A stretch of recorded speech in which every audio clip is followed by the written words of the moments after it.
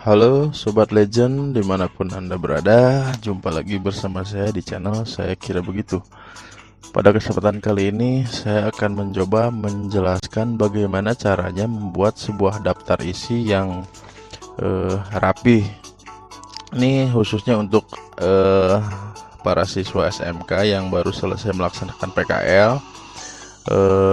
Dengan begitu, berakhirnya kegiatan PKL, ada kegiatan penutup, yaitu membuat sebuah laporan, yang mana laporan tersebut biasanya nanti akan disidang, dan pada penyidangan laporan tersebut ada dua penilaian sebelum diuji atau disidangkan. Itu yang pertama, konsultasi dulu ke wali kelasnya atau ke kaprog atau ke bagian yang mengurus bidang PKL. Pada penilaian yang pertama itu dari segi tata tulis, yang kedua dari segi isi materi. Jadi sebelum ke menguji bobot materi yang disusun dalam bentuk laporan tersebut, biasanya diperiksa dulu tata tulisnya harus baik dan benar, atau harus rapi dalam cara penulisan, mulai dari cover, daftar isi, kata pengantar, latar belakang, dan lain sebagainya. Bab 1, bab 2, bab 3 itu harus digunakan cara penulisan yang baik dan benar dan rapih dengan tata cara tulis penulisan pada pembuatan laporan di Microsoft Word khususnya. Oke, kita langsung saja. Ini saya sudah ada sebuah sampel yang sudah disusun sebelumnya. Ini berarti nyambung dari video sebelumnya. Kita sudah melihat. Mungkin teman-teman yang belum melihat boleh dicek di video sebelumnya di channel Saya Kira Begitu. Ada pembuatan cover halaman untuk sebuah laporan PKL. Nah, video yang berikutnya adalah ini kita membuat sebuah daftar isi yang rapi. Bagaimana caranya? Kita lihat dulu. Ini daftar isi, kemudian ini ada susunan nama-namanya, ada cover, lembar pengesahan, kata pengantar, daftar isi, kemudian bab satunya pendahuluan, ada 1.1 latar belakang, tujuan, manfaat, waktu, dan seterusnya ya. Ini bab 2, bab 3, bab 4, kesimpulan, daftar pustaka, kemudian daftar lampiran. Oke, caranya bagaimana? Kita akan membuat sebuah daftar isi yang baik atau yang rapi. Pada umumnya daftar isi itu di sini harus ada titik-titik ke sini dan seterusnya. Kemudian di sini nomor halaman dan seterusnya. Nah, Anda jangan sampai mengisi titik-titik dengan cara manual seperti ini. Itu biasanya mentok di akhirnya itu suka tidak sama, tidak rapi antara titik-titik yang pertama dengan yang kedua dan seterusnya. Ada caranya yang harus di tips. Mungkin cara berikut ini mudah-mudahan bisa membantu. Oke, kita langsung saja. Yang pertama, Anda perhatikan dulu pada lembar area kerja Microsoft Word di sini. Pada bagian atas, perhatikan di sini, pastikan Anda pada Microsoft Word yang Anda buka itu pastikan sudah muncul sebuah ruler atau mistar atau penggaris ya, biasanya sini. Nah, kalau misalkan seandainya belum ada, Anda bisa klik view, kemudian cari di sini ada rule. Ini sudah ada, sudah di checklist ya. Saya copot checklistnya, ini menghilang. Kemudian kita checklist lagi. Nah, udah ada. Oke, itu yang pertama. Yang kedua, pada bagian yang akan kita beri titik-titik, kita blok dulu. Ini saya blok dulu. Kemudian sampai bawah, sampai daftar pustaka saja, karena daftar lampiran biasanya tidak ada halaman. Oke, seperti itu. Kemudian kita perhatikan di bagian pojok kiri sejajar dengan mistar ini ada icon segitiga siku atau bentuk siku. Ini disebutnya tabulasi kiri atau tab rata kiri.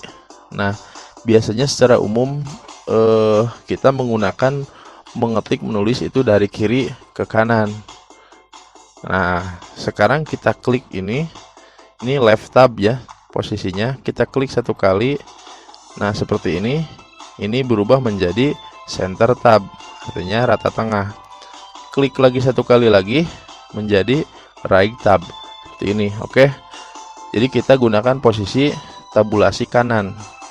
Berikutnya kita tempatkan sampai mana kira-kira kita akan mentok berhentinya titik-titik tersebut nanti. Nah, saya klik saja di sini, misalkan pada angka 6 ya. Saya klik saja di sini pada mistar angka 6 seperti ini. Kemudian yang kedua saya klik di sini aja. Oke. Seperti itu. Kalau mau digeser boleh ke sini. Ini juga kalau misalkan terlalu dekat seperti ini juga bisa sampai sini misalkan. Nah, seperti itu. Kemudian selanjutnya kita double klik pada tab bagian kanan ini. Double klik. Nah, muncul saya pilih 6,13 inci. Artinya posisi tab ini dari sini ke sini berukuran 6 sampai 6,13 inci. Kalau yang 6,44 itu tab yang satu lagi. Saya klik ini ya. Kemudian selanjutnya saya pilih pada leader ini 2, artinya 2 titik-titik 2 sampai titik sekian. Oke, saya klik oke. Oke, kita coba buktikan. Caranya adalah pada akhir. Nah, kursor kita tempatkan di akhir kalimat. Yang pertama contoh cover. Ini kursor sudah saya tempatkan di sini. Kemudian selanjutnya kita tinggal tekan tombol tab. Oke, nah seperti ini ya. Tab satu kali lagi, kita isi di sini I. Kemudian yang ini kita pencet lagi tab. Satu kali lagi tab, masuk tab berikutnya, kita isi lagi I2. Lalu tab lagi I3. Kemudian ini pencet lagi tab I4. Ini kalau ada kata pengantar dimasukkan saja, kalau nggak ada nggak apa-apa gitu. Tapi untuk cover, lembar pengesahan, daftar isi itu pasti ada. Tinggal Anda menyesuaikan saja dengan situasi, kondisi pembuatan laporan yang sedang Anda garap.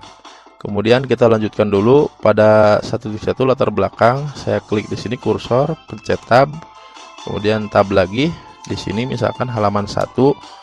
Kemudian tujuan di sini tab lagi, tab halaman 2, kemudian klik tab, tombol tab, lalu di sini tab lagi halaman 3. Lalu di bab 2-nya mulai dari 2.1 di sini tab lagi 4. Untuk masalah penomoran ini Anda sesuaikan saja teman-teman yang sedang menggarap dengan laporan yang sedang Anda buat. Halaman berapanya tinggal disesuaikan. Jadi ini saya hanya mencontohkan saja susunannya dari 1, 2, 3, 4, 5 dan seterusnya. Oke, kita lanjutkan dulu. Tab 5, tab 6, tab 7, tab 8, tab 9, kemudian ini tab 10. Lalu ini kesimpulannya tab 11, tab 12. Ini daftar pustaka tab 13. Nah, bisa dilihat oleh teman-teman semuanya, Sobat Legend dimanapun Anda berada. Coba saya klik home atau di sini saya preview dulu, preview. Nah, hasilnya seperti ini kurang lebih. Bisa dilihat cukup rapi. Menurut saya cukup rapi daripada Anda membuat titik-titik secara manual seperti itu ya. Saya close. Ini untuk ukuran font sendiri, saya misalkan yang ini boleh dilihat. Ini ukurannya 16. Kemudian saya gunakan font Times New Roman dengan bold tebal, atau disesuaikan mau font jenis apa silahkan, asal yang bisa dibaca yang standar seperti ini. Jangan menggunakan font yang variasi, itu kurang cocok seperti itu. Kemudian cover di sini saya kasih jarak paragraf cover antara cover sampai daftar isi. Kita lihat saja, klik kanan paragraf, saya kasih 1,5 ya garis paragrafnya. Sedangkan dari bab 1 sampai sini, supaya bisa tidak pusing terlihat renggang, dari sini sampai sini, klik kanan paragraf, saya kasih double 2, beda ya. Oke, seperti ini. Mungkin bisa diikuti cara-cara seperti ini. Selanjutnya sekilas saja untuk penjelasan bagi teman-teman di rumah yang merasa kebingungan, saya jelaskan sedikit saja mengenai daftar isi atau pembuatan sebuah laporan PKL itu. Intinya adalah yang pertama, ini mulai dari cover itu jilid ya, halaman, sebuah halaman harus ada.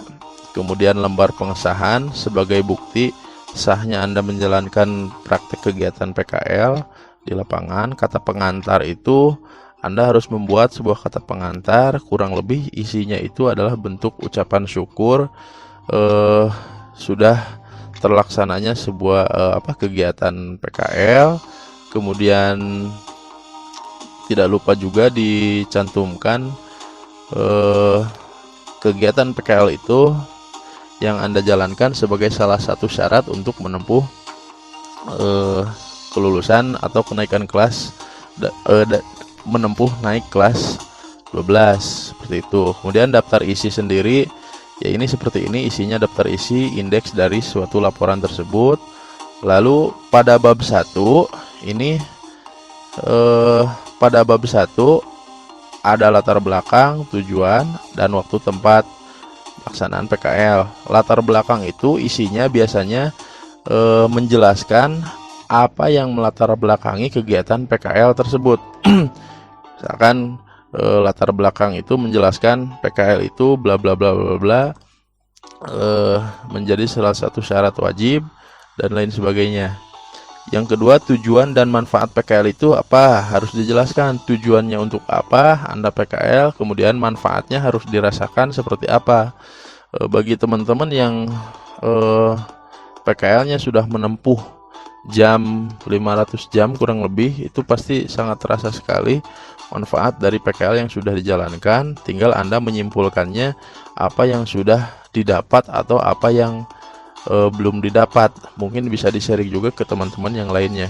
Lalu waktu dan tempatnya, waktunya kapan, mulai dari kapan sampai kapan, dan tempatnya di mana, tempat apa, apakah bengkel, instansi, atau perusahaan, dan lain-lain. Di bab 2 ada profil tempat PKL. 2.1 identitas tempat PKL. Nah, ini menjelaskan tentang profil perusahaan yang Anda tempat PKL di sana. Identitasnya, namanya apa, kemudian berupa PT, CP, atau bengkel biasa, atau servis, kemudian atau supermarket, dan lain-lain. Jalan di mana, alamat, seperti itu ya. Sejarah tempatnya seperti apa, didirikannya kapan, kemudian apakah perusahaan dari mana, cabang dari mana, ya kurang lebih seperti itu. Lalu ada struktur organisasi. Struktur organisasi itu struktur daripada tempat PKL tersebut, mulai dari pimpinan, mau direktur ataupun kepala ataupun pemilik. Yang penting ada pimpinan, ada sekretaris biasanya, ada bendahara, ada petugas lapangan, ada divisi IT. Itu biasanya untuk skala instansi harus ada struktur organisasi. Tapi kalau misalkan teman-teman seandainya PKL-nya misalkan katakanlah di bengkel biasa, bengkel servis komputer atau bengkel motor, misalkan jurusan TBSM, atau bengkel mobil yang ada di emper jalan, itu cukup saja bikin sebuah bagan struktur organisasi yang berisi pemilik dan karyawan. Biasanya kan ada teknisi, mekanik atau apa yang membantu si A, si B, si C. Udah cukup segitu aja. Bagan ke bawahnya konsumen. 2.4 alur pelaksanaan jasa. Alur pelaksanaan jasa atau produksi. Alur pelaksanaannya itu di tempat PKL itu ada alur kerja. Alur kerja itu menjelaskan posisi Anda ataupun bidang kerja Anda itu sebagai apa, ataupun secara global keseluruhan di tempat PKL itu harus dijelaskan alur. Kalaupun jasa, misalkan jasa instalasi, mulai dari diterimanya dulu konsumen, kemudian didata apa maksudnya, tujuannya apa, mau cek, mau servis, mau ganti spare part, itu ditulis alur yang pertama. Alur keduanya lanjut lagi ke pengecekan barang tersebut. Setelah itu ada konfirmasi, misalkan harus diganti atau harus diinstal ulang atau harus bagaimana, dikonfirmasi lagi ke konsumen. Kemudian jawaban dari konsumen, perbaiki saja misalkan, atau mau diambil, itu alur. Kemudian setelah itu diperbaiki, misalkan beres sampai selesai, itu menjadi sebuah alur ya. Alur itu seperti itu kurang lebih, tetapi biasanya pada berupa laporan tidak dibikin kalimat tetapi dibikin sebuah gambar, alur flowchart atau gambar tabel atau kotak-kotak berjejer dari mulai start, proses hingga akhir. Seperti itu kurang lebih. Kalau itu bidang jasa ataupun bidang produksi sama saja. Untuk bab 3, paparan kompetensi atau landasan teori 3.1, misalkan saya tambahkan saja di sini biar agak lengkap. Kurang lebih dibikin penjelasan tentang kompetensi bidang keahlian di sekolah. Anda jurusan apa, mau jurusan TKJ, kompetensi bidang keahliannya seperti apa, dijelaskan seputar apa keahlian Anda di sekolah itu. Kalau misalkan bidang keahliannya RPL seperti apa, kalau TKR, kalau TSM, kalau BDPM itu sama seperti apa, dijelaskan. Lalu kompetensi bidang 3.2-nya, kompetensi bidang pekerjaan di tempat PKL. Di tempat PKL seperti apa, apakah lebih kepada produk jasa atau produk lebih kepada produksi atau kepada layanan biasa atau seperti apa, itu dijelaskan juga. Yang 3.3-nya kita simpulkan kesesuaian bidang keahlian atau pekerjaan dari bidang keahlian yang Anda kuasai di sekolah dan bentuk pekerjaan yang Anda lakukan selama di tempat PKL, apakah nyambung atau tidak. Anda bikin kesimpulan saja, yang pasti kesimpulannya secara positif, untuk kemudian nanti ada kesanan pesannya, masukan, kekurangan, dan kelebihannya dijelaskan, dituangkan dalam bentuk laporan tersebut, khususnya pada poin kesesuaian bidang keahlian atau pekerjaan di sekolah dengan di tempat PKL itu dibandingkan. Jadi Anda nanti punya kesimpulan sendiri. Kalaupun misalkan PKL-nya tidak nyambung, silahkan dituangkan saja di sini. Kalaupun nyambung, syukur-syukur, berarti Anda sudah sesuai, seperti itu. Kemudian bab 4 penutup, kesimpulan. Anda bikin kesimpulan, dari kesimpulan semua kegiatan, rangkaian kegiatan PKL di kelas 11 Anda tuangkan di sini dalam bentuk kalimat, kemudian sampai berakhirnya. Lalu saran, juga sarannya saran yang membangun tentunya. Bagaimana saran ke depannya, apakah di tempat PKL itu ataupun ke pihak sekolah dan lain-lain. Kalau daftar pustaka Anda cantumkan saja, seandainya Anda misalkan cari di buku apa atau searching di Google, jangan lupa cantumkan alamat websitenya, sumbernya dari mana, situsnya apa, apakah dari blog, dari web, atau dari share WA, dari Facebook. Silahkan tulis di sini. Daftar pustaka di daftar pustaka dijelaskan. Yang pertama misalkan tentang landasan teori tentang TKJ itu seperti apa, cari saja di sini, bla bla bla, dijelaskan, diuraikan dalam bentuk daftar pustaka ke-1, ke-2, ke-3 dan seterusnya. Kalau daftar lampiran, misalkan ada lampiran gambar, ada lampiran format, ada lampiran penilaian dan seterusnya, boleh dibikin dalam bentuk lampiran. Itu mungkin kurang lebih. Satu lagi, ini sifatnya, karena ini sifatnya tugas akhir itu sifatnya semi formal. Karena formal, jadi Anda ini seperti semi, kalau makalah tugas akhir, jadi semi karya ilmiah. Jadi diusahakan dalam menulis, diusahakan jangan ada atau jangan muncul kalimat yang tidak dibolehkan. Itu kurang lebih, maaf kalau saya salah, kurang lebih jangan ada kalimat aku, itu jangan ada kalimat saya, tidak boleh kalimat kita, kalimat kamu. Nah biasanya kalau saya, aku itu diganti dengan kalimat kata penulis. Jadi contoh misalkan, contoh salah nih, misalkan saya membuat laporan ini bla bla bla, itu tidak boleh. Yang benar adalah penulis membuat laporan ini dalam rangka bla bla bla, misalkan seperti itu. Atau kamu, itu juga tidak boleh. Kita biasanya diganti oleh kami, biasanya itu, dan lain sebagainya. Itu Anda silahkan searching saja di internet apa saja yang diperbolehkan dan tidak diperbolehkan, kalimat-kalimat yang dibenarkan dalam bentuk pembuatan karya ilmiah tersebut. Nah, mungkin itu saja, saya kira begitu tips yang bisa saya jelaskan. Jadi sekali lagi, bentuk penilaian daripada tugas laporan ini, yang pertama ada penilaian dari sisi penulisan, tata letak, kerapihan seperti ini. Ada juga yang kedua penilaian daripada isi materinya, isi materi di halaman, setiap halaman dibaca, dibedah, seperti itu.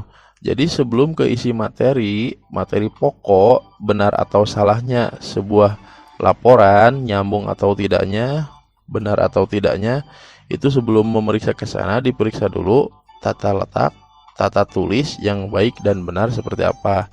Kalau misalkan nanti Anda ke depannya menginjak bangku kuliah, masih jadi mahasiswa, itu pasti ketat sekali membuat sebuah laporan, diperiksa oleh dosen, salah sedikit pasti dicoret. Jadi Anda mulai dari hari ini latihan membuat sebuah laporan yang baik dan benar itu seperti apa. Jangan asal-asalan, harus ada pertimbangan, seperti itu ya. Saya kira begitu. Semoga ada manfaatnya. Silahkan diikuti panduan ini. Jangan lupa saksikan terus video-video berikutnya hanya di channel Saya Kira Begitu. Terima kasih, sampai jumpa di lain waktu pada kesempatan berikutnya.